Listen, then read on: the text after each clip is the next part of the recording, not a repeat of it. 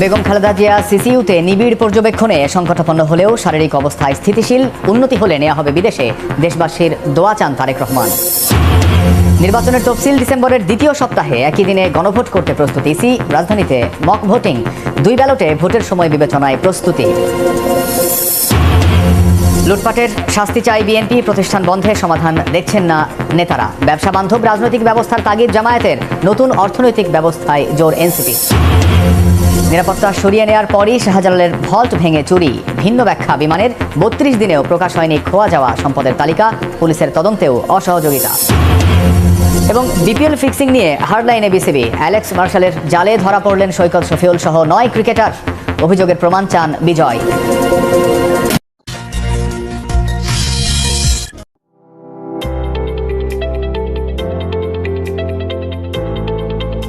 আমার কারামুক্তি ও রোগ মুক্তির জন্য।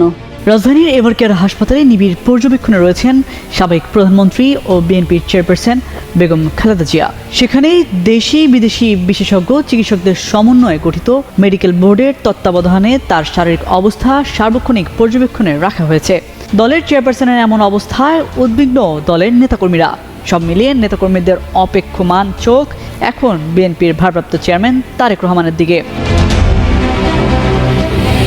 এমন পরিস্থিতিতে দেশে ফেরা নিয়ে সামাজিক যোগাযোগ মাধ্যম ফেসবুকে বার্তা দিলেন তারেক রহমান। ফেসবুক পোস্টে তিনি উল্লেখ করেন, বাংলাদেশের সাবেক প্রধানমন্ত্রী বেগম খালেদা জিয়া গুরুতর অসুস্থ ও সংকটাপন্ন অবস্থায় হাসপাতালে নিবিড় পরিচর্যায় রয়েছেন। তার রোগ মুক্তির জন্য দল মত নির্বিশেষে দেশের সকল স্তরের নাগরিক আন্তরিকভাবে দোয়া অব্যাহত রেখেছেন। প্রধান উপদেষ্টা তার রোগ মুক্তির জন্য দোয়ার সাথে সাথে চিকিৎসার সর্বত সহায়তার প্রতিশ্রুতি ব্যক্ত করেছেন। দেশ বিদেশের চিকিৎসক দল বরাবরের মতো তাদের উচ্চমানের পেশাদারিত্ব ছাড়াও সর্বোচ্চ আন্তরিকতা সেবা প্রদান অব্যাহত রেখেছেন। বন্ধুপ্রতিম একাধিক রাষ্ট্রের পক্ষ থেকে উন্নত চিকিৎসা সহ সম্ভাব্য সকল প্রকার সহযোগিতার আকাঙ্ক্ষা ব্যক্ত করা হয়েছে। বেগম খালেদা জিয়ার প্রতি সকলের আন্তরিক দোয়া ও ভালোবাসা প্রদর্শন করায় জিয়া পরিবারের পক্ষ থেকে সকলের প্রতি আন্তরিক ধন্যবাদ ও গভীর কৃতজ্ঞতা জানান তিনি। একই সাথে বেগম খালেদা জিয়ার আশু রোগ মুক্তির জন্য সকলের প্রতি দোয়া অব্যাহত রাখার অনুরোধ জানান বিএনপির ভারপ্রাপ্ত চেয়ারম্যান। তিনি বলেন, এমন সংকটকালে মায়ের স্নেহ স্পর্শ পাবার তীব্র আকাঙ্ক্ষা যে কোনো সন্তানের মতো তারও রয়েছে, কিন্তু অন্য আর সকলের মতো এটা বাস্তবায়নের ক্ষেত্রে একক সিদ্ধান্ত গ্রহণের সুযোগ অবারিত ও একক নিয়ন্ত্রণাধীন নয়। স্পর্শকাতর এই বিষয়টি বিস্তারিত বর্ণনার অবকাশও সীমিত। রাজনৈতিক বাস্তবতার এই পরিস্থিতি প্রত্যাশিত পর্যায়ে উপনীত হওয়া মাত্রই স্বদেশ প্রত্যাবর্তনে সুদীর্ঘ উদ্বিগ্ন প্রতীক্ষার অবসান ঘটবে বলেই তার পরিবার আশাবাদী।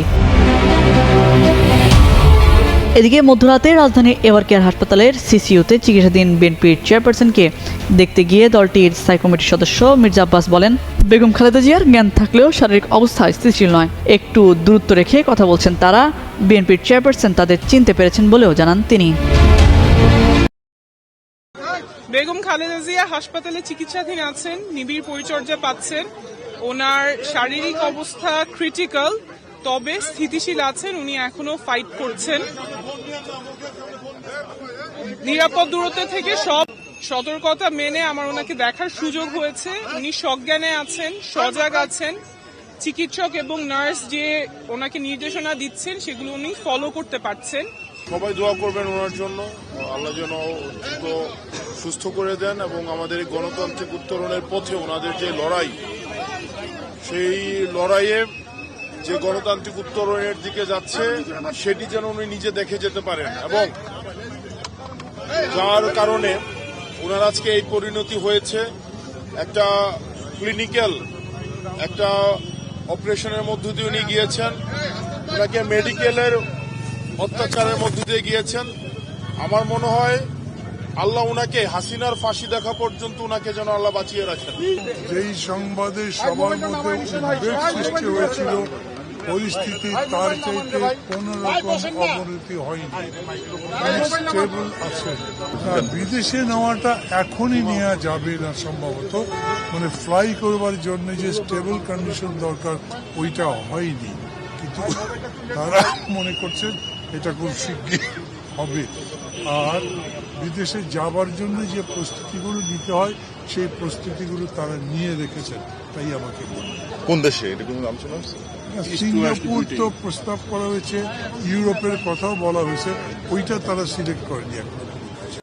বেগম জিয়াকে দেখতে সকালে এভারকেয়ার হাসপাতালে যান বিএনপি নেতারা। পরে সাংবাদিকদের বিএনপি নেতারা বলেন, বেগম খালেদা জিয়ার পরীক্ষা নিরীক্ষা চলমান রয়েছে। গতকালকে খুবই সংকটাপন্ন ছিল, আমরা খুব আতঙ্কগ্রস্ত ছিলাম, কিন্তু আজকে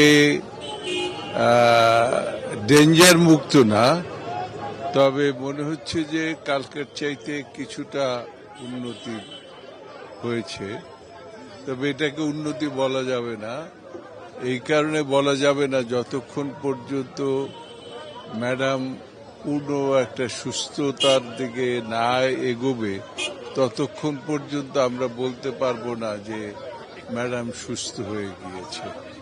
বেগম খালেদা জিয়া এখনো শঙ্কামুক্ত নন, যাকে বলা যায় এখনো বলা যায় যে আউট অফ ডেঞ্জার বলা যাচ্ছে না, মানে এখনো মানে তার অবস্থা সংকটাপন্ন বলা যায়।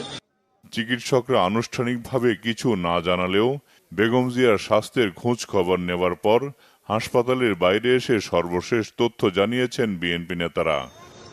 এই সংশোধনের ফলে বর্তমান আইনের কয়েকটি ধারায় পরিবর্তন এসেছে। এনজিও নিবন্ধনের নিয়ম সহজ হয়েছে এবং অনুদান অবমুক্তির শর্তগুলোও সহজ করা হয়েছে।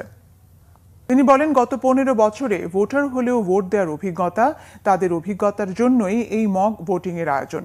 আইন শৃঙ্খলা পরিস্থিতি আগের চেয়ে অনেক উন্নত জানিয়ে তিনি বলেন, আজকের এই মক ভোটিং এর মতো নির্বাচন উপহার দিতে চায় কমিশন।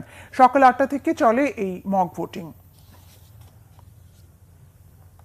আমেরিকার জন হপকিন্স এবং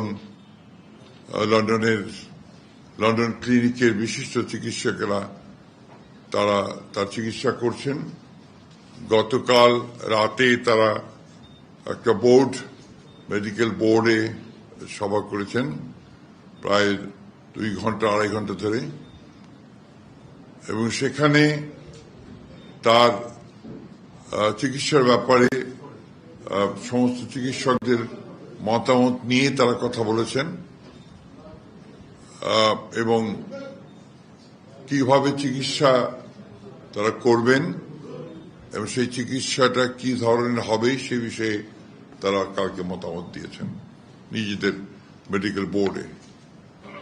তাকে বিদেশে নেওয়া প্রয়োজন এই কথা তারা বলছেন যে হয়তো প্রয়োজন হতে পারে, কিন্তু তার এখন যে শারীরিক অবস্থা সে অবস্থায় তাকে বিদেশে নেওয়ার মতো কোনো শারীরিক অবস্থা নেই। শারীরিক অবস্থা আল্লাহর অশেষ রহমতে যদি স্টেবল হয় তখন চিন্তা করে দেখা হবে যে তাকে বিদেশে নেওয়া সম্ভব হবে কিনা।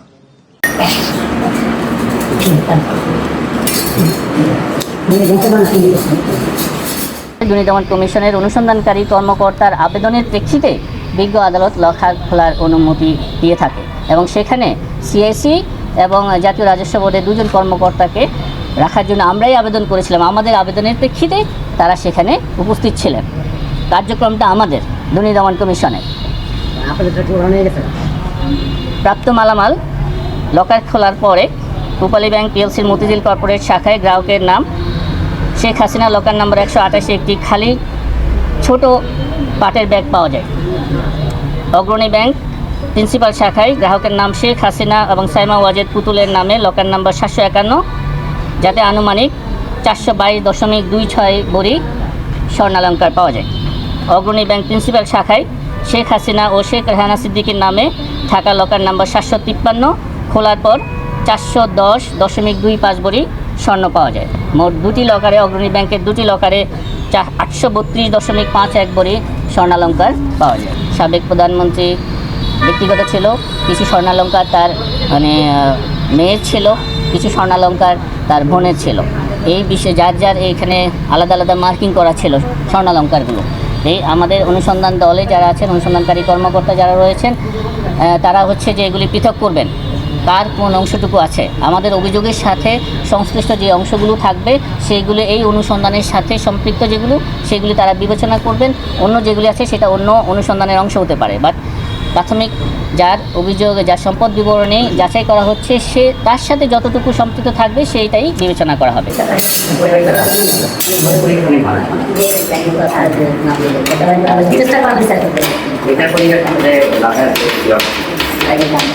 না